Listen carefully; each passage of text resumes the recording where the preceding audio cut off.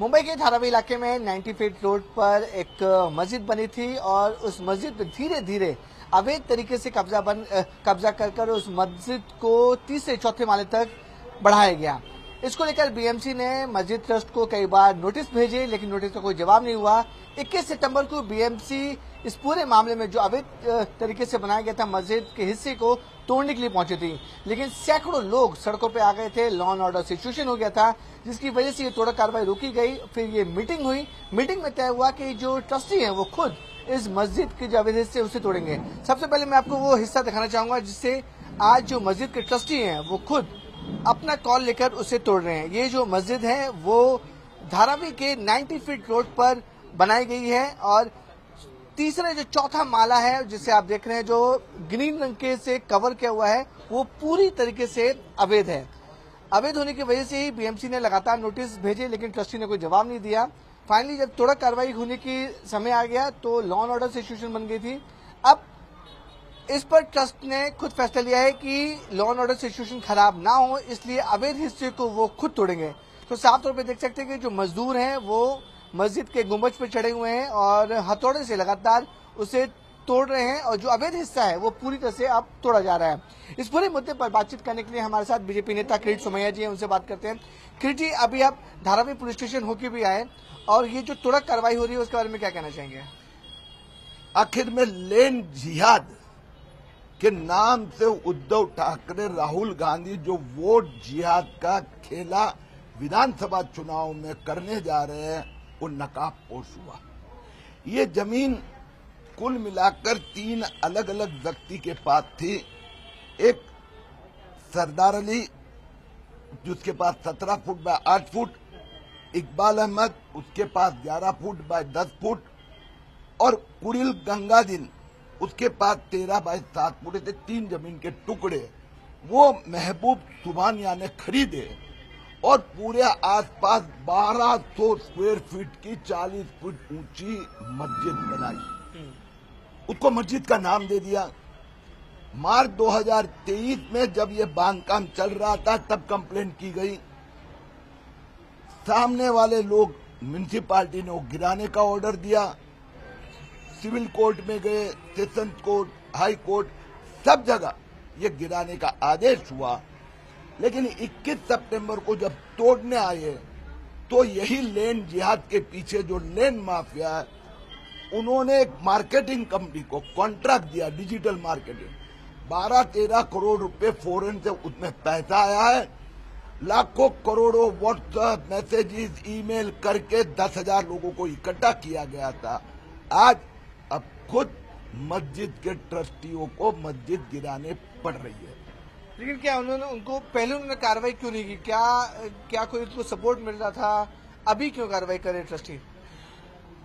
वास्तव में ट्रस्टी ने सब कुछ किया, सभी कोर्टों में गए, सब जगह उनकी पिटीशन रद्द हो गई।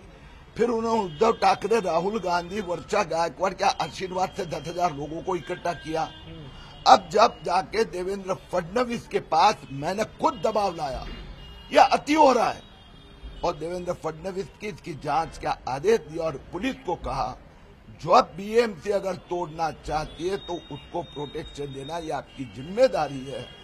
जब मस्जिद के ट्रस्टी को पता चला और उद्धव ठाकरे को भी डर लगा कि मुस्लिम वोट लेने के पीछे वो जो जा रहे हैं तो जो मराठी वोट को भरमाते वो चले न जाए, इसके लिए आज कोई भी न वर्षा गायकवाड़ दिख रहे हैं न उद्धव ठाकरे दिख रहे हैं। अब लैंड जिहाद और वोट जिहाद समाप्त। फिर जी आपसे समझना चाहेंगे, जो अगर मैं कैमरे में से बोलूं, कितना हिस्सा सर जो मस्जिद में तो कार्रवाई चल रही है, जो लोग तोड़, कितना हिस्सा अवैध है सर उसमें? इसमें वास्तव में 14 फुट ऊंचाई तक वो सिर्फ 350 फुट बांधकाम, 14 फीट ऊंचाई, इतना ही रह सकता है।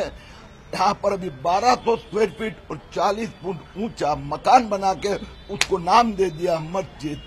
पूरा गिराना पड़ेगा। ओके सर, कोई तय सीमा तय हुई है पुलिस ट्रस्टी ने पुलिस स्टेशन में? आपको क्या बताया सरकार को कितने दिनों में तोड़ देंगे? अब वास्तव में वो बीएमसी और मस्जिद वाले तय करेंगे। तोड़ने का काम शुरू हुआ है। बीच में रुकेगा तो बीएमसी उसके ऊपर थोड़ी गति लाएंगे। आज भी महापालिका के अधिकारी वहां जाकर आए।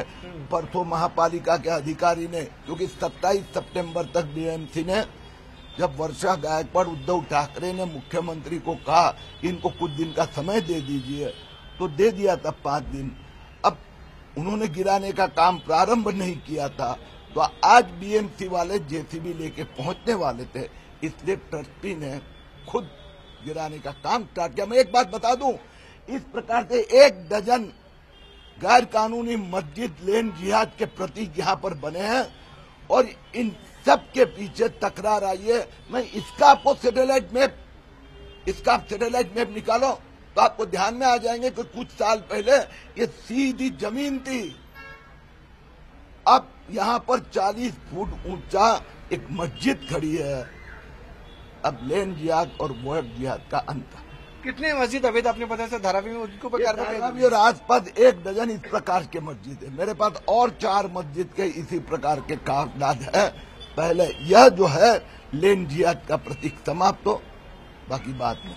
Thank you so much. तो ये थे हमारे साथ किरीट सोमैया जी। मैं अगर फिर से रितेश को बोलूंगा, अगर आपको टॉप एंगल से दिखाया जाए, ये जो धारावी इलाका है एशिया का सबसे बड़ा स्लम है और इसी जगह पर किरीट सोमैया दावा कर रहे हैं कि 1 डजन से ज्यादा अवैध मस्जिद यहाँ पर बनाए गए हैं और इनके सब के ऊपर कार्रवाई होगी। लेकिन देखिए, हमारी नजर में 3-4 मस्जिद आपको अभी से साफ तौर पर दिख रहे होंगे, लेकिन सामने जो मस्जिद है उस पर कार्रवाई चल रही है। बीएमसी ने कई बार नोटिस जारी किए थे, जैसे से बीजेपी ने बताया कि सिर्फ निचला का हिस्सा उनको तीन लोगों ने खरीदा था, ऊपर का जो भी पार्ट बना है वो पूरी तरह से इलीगल है, अवैध बनाया गया है। अब उसे जो ट्रस्टी हैं, मस्जिद के ट्रस्टी हैं, वो अवैध हिस्से को तोड़ रहे हैं। मुंबई से कैमरामैन रितेश पाटिल के साथ विवेक गुप्ता, न्यूज़ 18 इंडिया।